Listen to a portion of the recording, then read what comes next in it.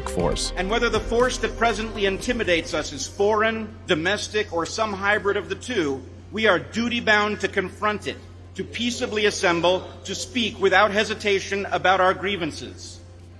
I say the calculus is clear because the targeting of our civil liberties tells us where we are headed. If we don't stand up now, the slight relief we feel in the present will be replaced in short order by the suffering and horror experienced by those who face a historic atrocity. We must stare down this threat. We have no choice. Since the event was in our proverbial backyard, Jacob Winograd and Matthew Bellis joined me to capture interviews with speakers, performers, and participants to the event that day. Jacob, we're here at the Rescue for Republic, rescuing Republicans, rescuing the Republic. Who are we rescuing? We're rescuing the Republic, seems to be the focus of this rally. So what the heck, man? Why do we have to rescue this thing? Well, that's a good question. I would say that although every election seems to be portrayed as one that has stakes that seem to be very high, this election seems to be, the rhetoric has reached an all-time high where one half of the country thinks that if one person wins, we will live in a dictatorship, and the other half believes that if the other side wins, that we'll live under a communist, globalist regime.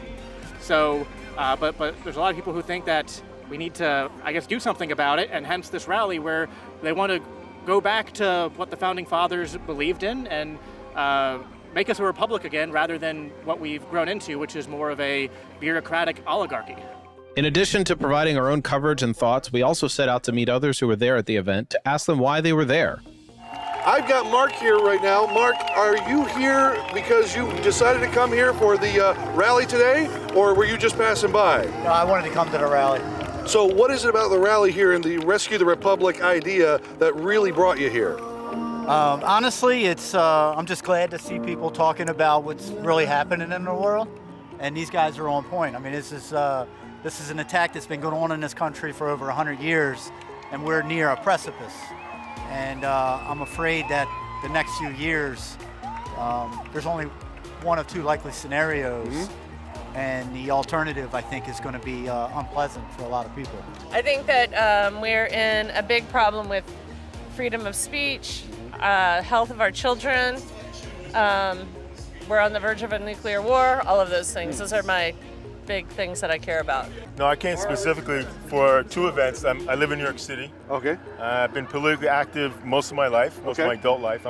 Politically, I'm a radical. Okay. So I believe in stopping wars. Sure. I believe in the First Amendment. So I believe that there's a lot of things going on right now in the United States and worldwide that need to be stopped. The lies of the media, Yeah. it gets to be too much, and in social situations, people generally don't want to hear about it, Yeah. but our silence, I think, propagates it and lets it get worse, but it's nice to be in a group.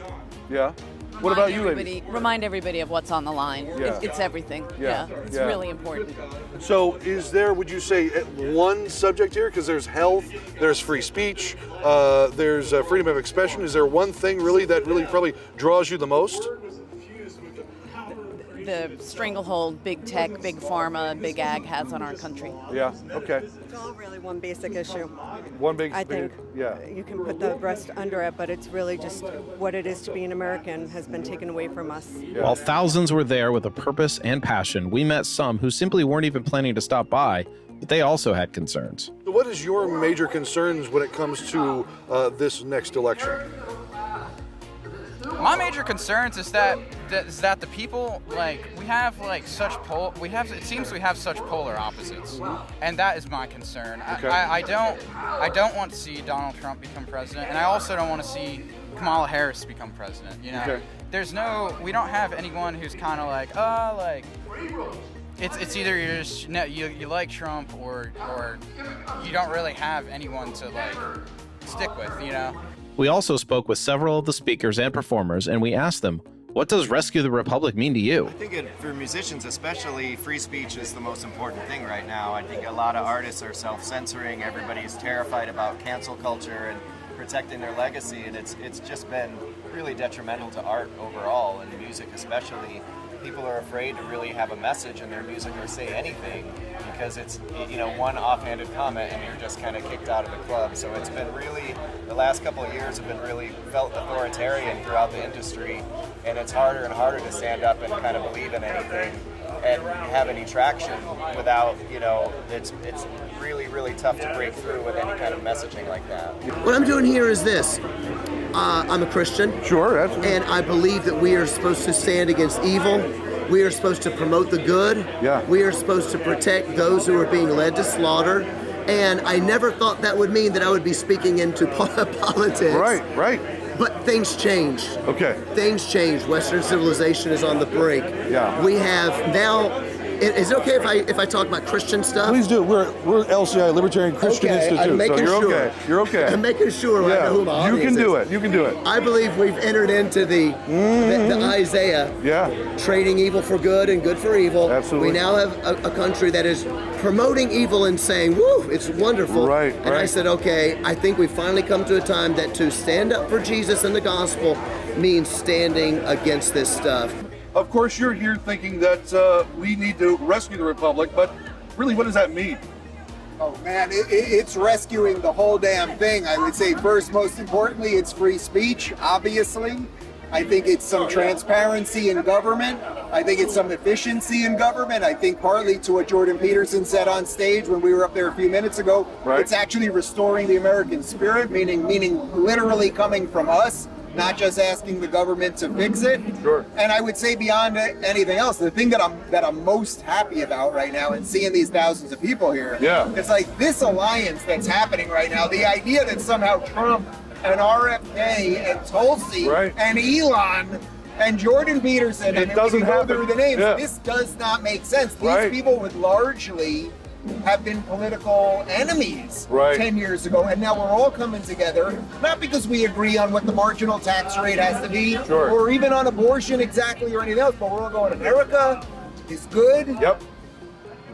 We better continue it, or it's going to get much worse, much faster, and I think a lot of people see that. And this is not normally the kind of thing that I would do, but I feel very strongly about the First Amendment. I lived in Russia in the 90s and 2000s, and I watched freedom of speech disappear over there. I had Russian colleagues who were killed, sort of fighting to save it. So I feel like this is kind of the least I can do to try to stand up for it here. Yeah. One of the surprising themes spoken about often at the event was faith in God. One thing that struck me, Dr. Peterson, when you were speaking just then, is the banalization of our culture. That means making it ordinary and sterile and lacking in glory and lacking in valor. The desacralization, that means the taking away of God from all things. It seems that there is a globalist and totalitarian scheme to replace God fundamentally, to remove God from the conversation, in order that the globalist state may lay claim to the edicts that we would previously have afforded our Lord and Savior, the one true living God. On nobody's bingo card for this year was having Russell Brand lead a crowd reciting the Lord's Prayer on the National Mall. Hallowed be thy name, thy kingdom come, thy will be done on earth as it is in heaven. Give us this day our daily bread. Jordan Peterson and Russell Brand were speaking together, and they really just killed it. I mean, that was a duo that I didn't know I needed in my life, was Jordan Peterson and Russell Brand riffing off of each other. They did excellent, and they were speaking from different backgrounds and different expertise. They were speaking to the same truth, which is a Christian truth that we here at LCI deeply understand, which is that the solution to state totalitarianism is voluntary submission to the true ruler, which is Jesus Christ, and to follow after his example, which is not centralized power, which is not to dominate people, but to lead through voluntary service to our fellow man and love for our fellow man. I think that's at least the one major aspect that we need to truly hear coming out of this whole rally. And you heard it a lot. There was a lot of talk on faith in God that I don't think you would hear really in any other instance in terms of a political rally. So it was kind of refreshing from that standpoint. Before going to the rally, I had heard that it was called a far-right rally, and I was asked whether or not this was just some subtle MAGA rally to help elect Donald Trump. The reality was much better. It was a coalition from all over the map. This is representative of a larger coalition of different groups coming together. They don't necessarily agree on political ideology. I don't even think everyone here is agreed on who they are going to vote for in November, despite the fact that it's sort of been portrayed as a potential Trump rally. But you see people here who are still all in for RFK. I've seen plenty of Libertarians. There's the Libertarian National Party has a booth over yonder. So what everyone seems to be united here on, what all the speakers are united on, is the idea that what we have a common enemy, and we need to find ways to pursue policy solutions at the federal level, at the state level, at the local level, but also market solutions. And that seemed to be the focus of what a lot of the speakers were talking about as well. Yeah. You wouldn't have seen something like this a few years ago, where you would have basically the Trump campaign, a prominent Democrat like RFK Jr., Tulsi Gabbard, and other almost left-leaning celebrities coming together to support a specific cause. What do you think has changed over the past few years that has brought this together? Well, first of all, I love the unity. I love the diversity. I feel like, I've always believed that diversity is our strength, and so to have all these really, really diverse opinions come together, I think is wonderful. Now, there has been quite a coalition here of a lot of different voices that would not have been together 5 years ago or so. What do you think is really bringing these people together?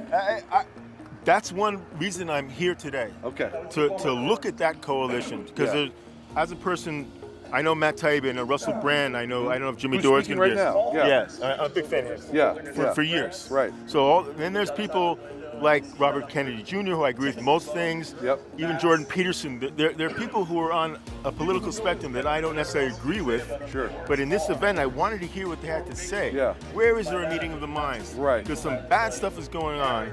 And is there actually a coalition of people that, regardless of who gets elected in the next election, they're going to say, okay, we're going to hold your feet to the fire. Right. You're going to do the right thing, whether it's Donald Trump or Kamala. This is wonderful. It's nonpartisan. Sure. We are bringing in people from all the places. Say we're going to disagree on tons of stuff. Yeah.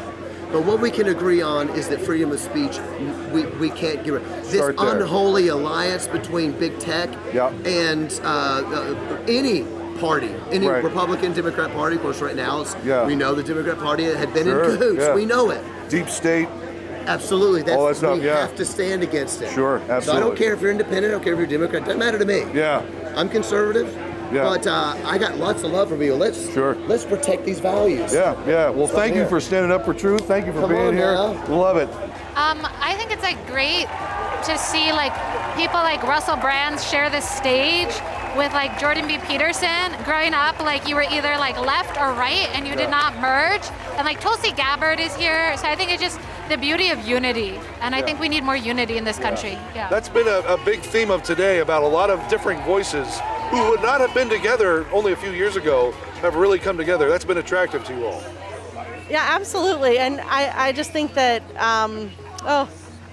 I've become speechless. But yeah. You like it? I like it. Yeah, that's good. It's attractive. It's attractive. That's good. That's good. To see this diverse group of people that had nothing in common standing on the same stage one after another, supporting our rights for our benefits. They've sacrificed their own careers. There have been, all of them have been censored. Yeah. To see them sticking their necks out for us is really inspiring. The least we could do is come and listen. Yeah, awesome. When there's intentional division, all the people that don't believe in that, these are the people that are here that come together. One thing we were curious about is what happens if the election outcome isn't what we hope it will be? So we asked everybody, what do we do? Let's say we don't get the way that this rally would like it to go in the next 4 years. What do we do at that point? Rebel, obviously. You heard it here, folks. Rebel. No. Yeah, I think these laws and these things that they're doing with censorship, I think they're illegal. I think they're wildly illegal. Sure. I think the whole direction of the war on terror for a long time was to do things in this gray area between legal and illegal, but we always did it overseas, right? So the American population didn't really think about it too much. Right. With the Twitter files, one of my sources described the shift as CT to CP. Yeah. It's counterterrorism to counterpopulism. Okay. So all these agencies are now looking inside, and they're perceiving the domestic population to be a threat the same way they looked at terrorists overseas. And so they're just using the same tools. It's not really different. And I think that's illegitimate and illegal, and people are going to have to find a way to fight it. I don't really know what that is, but they should. Let's say, Mark, that things don't go your way in the next election. What do you think we need to do to really push back? I think we need to follow the example of Dr. King, and I think we just need to not comply peacefully. What do we have to do today to make sure we're not in this same position or even worse 4 years from now? Well, I think right now it's really showing people that a wide tent movement can work. You know, the way politics works, everyone knows now. You go to the base and you just hit the base and you hit the base and they hit the base. But we really can show people. And I, on my show almost 2 years ago, I was talking about how we have to widen this thing. And I hinted out there, I think my exact line was, I don't know if RFK will be a Republican by the end of this, but I know he won't be a Democrat. And Tulsi, it was obviously on the way. But it's not because they've adopted new policies, it's because the parties have so shifted. So I would say if there's one thing you can do, even voting is the easy answer, right? Of course, you gotta vote. But beyond that, you gotta be in the fight. Explain to your friends why you are, say, evolving, or why you believe what you believe, or why you're voting perhaps a different way than they thought. Everyone's afraid to say what they think now. You don't want to get canceled. You don't want somebody to yell at you at the kitchen table or whatever else. But if we just say what you think, yes, you're gonna take some hits, but I guarantee you it's gonna be a hell of a lot better than the alternative. Be really worth it. Let's say the election doesn't go the way that you'd like it. What do you do the next 4 years? What do you think? I've been wondering that. I don't know. Really? I mean, I think I would fight even harder. I feel like maybe there were some hidden gifts from Trump not winning in 2020, and I think part of that was this. That there has been a greater awakening, both spiritual awakening and political awakening, and kind of psychological awakening and awakening of the youth in these last 4 years than there might have been had Trump gotten elected. So maybe sometimes when it's so bad that we get a Kamala Harris administration, there may be an even bigger awakening happen. I hope that's not the case. So what do you guys think if we have another 4 years of a Kamala Harris presidency here? I say 4 years because who knows who was really in charge the last 4. What do you think we need to do at that point? Oh, 4 more years of this and it's lost. I think we can't recover. Wow. This is the most critical election of our lives. I don't know how to answer that. What to do? It has to be complete revolution. Wow. Any thoughts?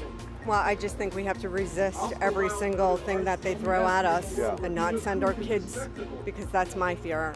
We all have sons, I have a daughter too, and I'm pretty sure that they're going to go to war if she stays. It's just great to see this happen on a larger level. It seems that I'm not sure what's caused it. Maybe God? Maybe God's caused it. Sure. I don't know. We are the Libertarian Christian Institute, so we would agree with you. So all in all, this was a really fun event to be part of, and it was inspiring on a number of levels. But what should Christians make of the idea of rescuing the American Republic? Are we not to be more concerned with the kingdom of God, preaching the gospel so that people can be rescued from sin? What are we to do with this tension? This is this whole event called Rescue the Republic, right? Right. And we've talked about it ourselves, how there's a tension between those who see the value in American institutions and those who think that maybe they're more fundamentally flawed and perhaps we need something different. But what I think everyone here was speaking to was that we can't have the Republic or anything better than the Republic if we don't have the culture rooted in faith and in God and in institutions that are going to be greater authorities than that of our governing institutions, which is what Christianity offers, is the submission and acknowledgement to an ultimate higher authority than the state. Yeah. I think this event has definitely shown, at least one side of the aisle, that it can be a big party political tent. That's what I kept hearing today from a lot of the people. This is a coalition of a big party that has come together under diverse viewpoints, but understanding that the essentials, the building blocks of our country, faith, freedom, free speech, health, all of those things are directly under attack, and we really need to combat those with a lot of vigor. I think the main message coming away from this Rescue the Republic rally is that we need to be led by liberty when it comes to our political decisions, but ultimately know that everybody can come from a different standpoint, have a belief in God, a diverse view, but understand that we can all live in a free society. And so that's been very refreshing to hear. I agree. I think that an event like this also showcases just one of the principles of liberty, which is the idea of religious pluralism, and also just like we talked about earlier, a true diversity. That is a free market idea. It's not just a progressive idea that the progressives have tried to hijack the language of diversity. But I believe in true diversity, which is the free market, when we are allowed to. It's like we actually, as Christians, should want a free society that has religious pluralism, because that is what allows us to best advance and champion the cause of the gospel. Absolutely.